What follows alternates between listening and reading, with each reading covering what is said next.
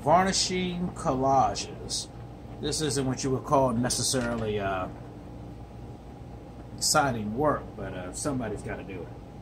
So, for those of you who think I don't actually work on my own art,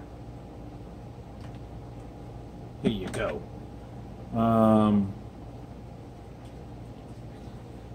What I tend to do is use a product by Jerry's Artorama. It's called Studio Acrylic. It's a medium in varnish. I tend to use a fan brush and come in and tend to use broad strokes, move the medium around, or the varnish around, get even application. This is a piece called Ancestors. So I use a satin finish instead of a gloss. Gloss tends to make a piece too shiny. So here, and I use acrylic in my work a lot, so you use a matte, it doesn't really improve the quality or the appearance of the acrylic paint. So here, get a little bit more luster and shine. Here we go.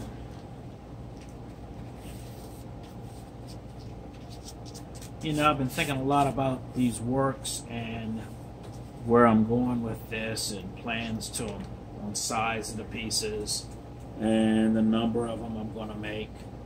The collages are quite precious and personal to me. I get many requests to make more of them and to exhibit them more.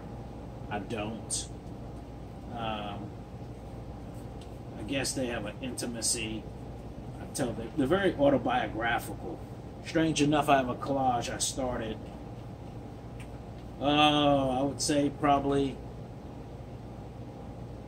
when my sister passed. So that was probably 10 years ago. And I started a collage. I have it placed away. And it's actually a collage representing my sister in her coffin. And it's quite beautiful. You see her wearing the colorful dress she was wearing that day, that my niece had picked out.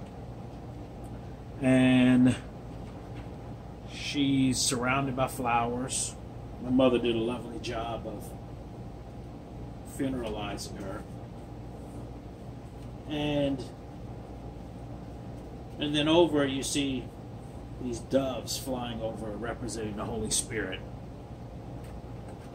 And I guess I just wanted to imagine the Lord ushering her into heaven. You know, I don't ultimately know where my sister will spend eternity, but in these works, you see these doves floating overhead. And so I, in that collage, addressed something that was very, very intimate, very personal, is the death of one of my siblings. And in all my work, I kind of tell these personal narratives. You know, you as the viewer may not necessarily know always what they're about, who the cast of characters are, but for me, I can look on them and it's kind of my little Da Vinci Code where I've hidden messages and stories and things of sometimes a very personal nature into the work. And they come to life for me. So, I got a problem here. All right, I'll fix that later. But just want to share this with you, how I go about varnishing these works, get them prepared to be framed. This varnish is spectacular. It takes probably a good 24 hours for it to get to dry properly and to seal the work, and it keeps it from fading and deteriorating, gives it a beautiful surface. And there we go. Well, I got many more to do, but I just want to share that with you. get so many questions about how I do things and my process, and frankly, when I'm working on something, I try to work very systematically. That way I'm more efficient.